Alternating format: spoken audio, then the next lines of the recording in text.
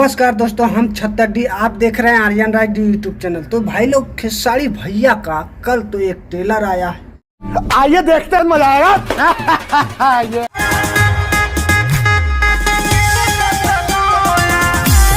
गोरी तोर गलिया, गाना बजाओ।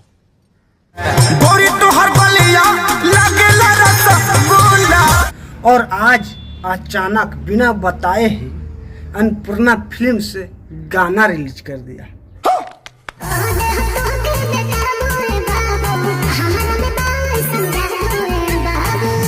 और गाना का रिस्पॉन्स देखिएगा ना तो भाई लोग दंग रह जाइएगा। नहीं, खेसारी भैया का गाना हो और गाने पर रिस्पॉन्स ना मिले, ऐसा तो हो ही नहीं सकता।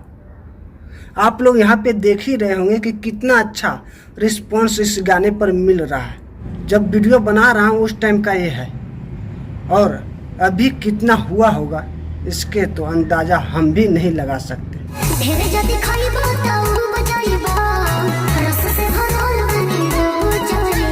तो भाई लोग, सपना चौहान का एक्टिंग में ही जलवा है, नहीं जादू है। खेसारी भैया और सपना चौहान का जोड़ी बहुत अच्छा जमता है, आप लोग देखते ही होंगे।